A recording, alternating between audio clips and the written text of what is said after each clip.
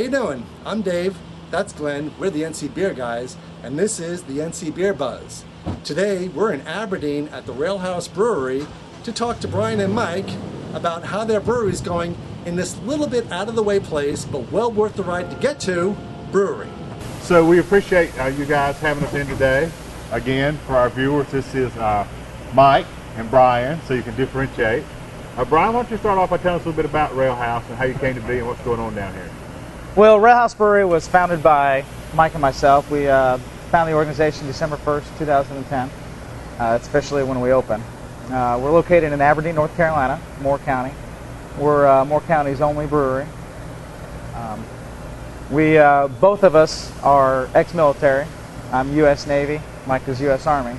So we're really proud to be down here in the Sandhills, so close to Fort Bragg and the military bases, because we really love our military. And what is the mission and philosophy of Railhouse, would you say? Really just to produce good beer. I think just like any brewery, we just want to put out a great product that people really enjoy. Our brewing philosophy is more focused on malts. We have so many hoppy beers out there, IPAs, there's some great IPAs out there. We've kind of focused more on the malt side of it, as far as our beer. And what would differentiate you from any other brewers that are out there, basically? I mean, aside from you focusing on malts, but what would make you unique among the breweries in North Carolina? Anything? I would say definitely some of our styles. Our oatmeal stout. We haven't had any beers that are even close to that flavor profile in North Carolina. Yes, we know, because we reviewed it, and it's pretty awesome. Yeah, thank you. Great beer. How have you been received among the people who don't know craft beer? How's that transition going? Pretty good. I think, like Brian said, that we focus a lot more on the malt. Has actually been a little bit of a benefit to us. Like the pale ale, for example, a lot of pale ales nowadays seems like they've been really pushed to the hoppy side. I think a lot of the pale ales you drink now, maybe 4 or 5 years ago, would have been considered an IPA. So with our pale ale really not being hoppy at all, seems like it's a real good transition beer for people who don't have the palate for craft beer, to open up to it, not be scared off by it right away, and then kind of get them into trying some of the other flavors and some of the other styles. So I think it's been good. I think we've actually helped to convert quite a few people who normally would only be light beer drinkers, and really helped to kind of expand their palate and get into the craft beer a little more. Now, because of both your backgrounds, how did you come into brewing beer? I mean, basically, I know they don't have them on the bases. So. Well, as far as brewing the beer, I started brewing small batches, pretty much like most brewers do, 5 gallons at a time, about 15, 16 years ago when I was in the Navy.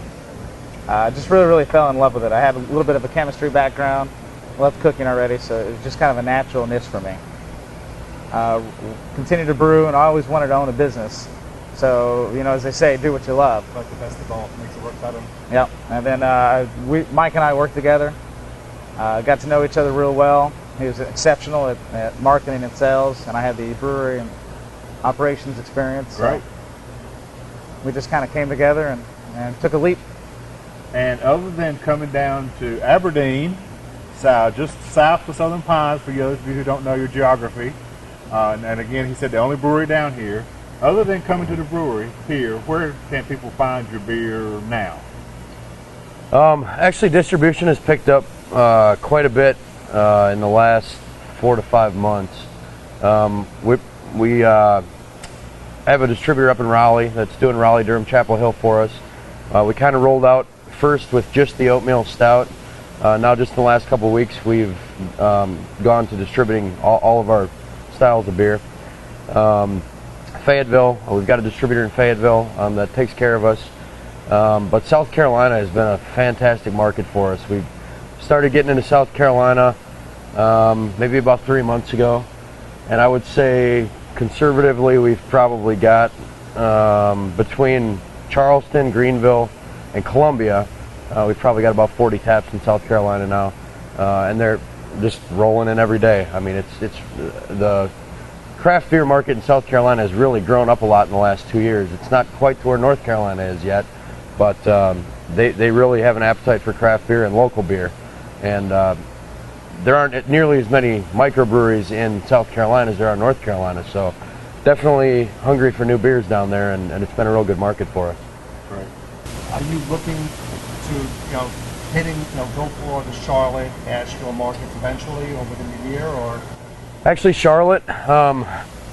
I've been to Charlotte a couple times just in the last 3 weeks, selling beer and getting the word out a little bit. We actually just sent our first load of beer to Charlotte this week. So as far as being on tap in Charlotte, that'll happen here just in the next couple weeks. And where in Charlotte? World of Beers. Okay, World of Beers, South End. Yeah, World of Beers is a great one. As a matter of fact, Brian was just there this week, did a small beer class and beer tasting there for a pretty large group. There's a place called Ice House. We're going to be at Ice House, and there's maybe about a dozen other places initially that we'll get into. Farther west in the state, we just worked out the details with one of the distributors.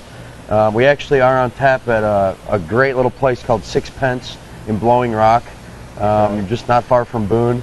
Last weekend we went out and did the Sugar Mountain Beer Festival. We had a fantastic time. Really, obviously a strong craft beer market in the western part of the state, but really thought it would be very competitive with the breweries that are out west.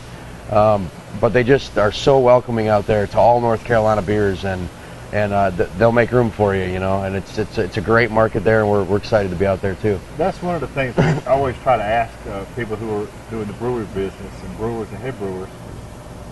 The community of North Carolina craft beer, some could look out from the outside and think it's very competitive, but what we hear a lot is that it's more like a fellowship, stewardship. We're kind of all in this together. Is it more competitive or more cooperative? Or? It's very much cooperative, and I think you see a lot of that through the guild.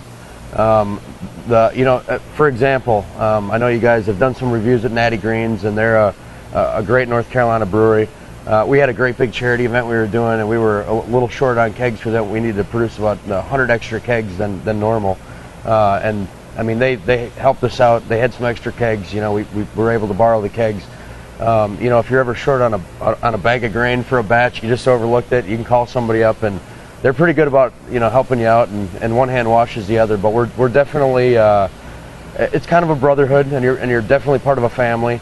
When we went to the beer festival this past weekend out at Sugar Mountain, I couldn't believe the breweries that I hadn't had a chance to meet anyone personally from yet. But when we got out there, they said, "Hey, we've been reading about you guys and stuff. We're glad to have you out in the area, and glad to have you here." And you might think that, with us coming into their market, maybe they wouldn't be so happy, but it's exciting for all of us, just the room there is for growth, and the room there is for all of us to have a place. And I think, the more breweries and the more good beers that are produced in North Carolina, the more it helps us as a whole, the more it makes North Carolina a destination for craft beer people, and they want to come here and they want to be able to try all the beers, and having the variety in the state, especially with some of the bigger breweries coming now, it really is going to put North Carolina on the map more so than it is now as really a destination for good beer.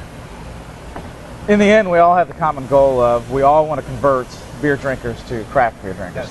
Yes. If we talked about Natty Greens, if somebody has a Natty Greens and they enjoy it, they're much more likely to, in the future, pick up a Railhouse and vice versa. Right. And then they develop that palate. Then they're drinking a Lone Rider, and then they want to experiment with the different beers. So really, we're all having that same goal helps us all. That's right. Convert those beer drinkers to craft beer. Great. Well, again, we appreciate you guys sitting down with us today. For our viewers, if you're in Aberdeen, make sure you stop by. If you're not in Aberdeen, it's worth the trip. We've been down a couple of times now, and we really like to brew down here. And if you'll come down and see Mike or Brian, they're both oftentimes on the facility behind the bar. You will meet these guys and take in some of their beer. Remember, until next time, drink local, keep your beer dollars in North Carolina, and from Aberdeen and the Railhouse Brewery, until next time, catch you later, buds. Cheers.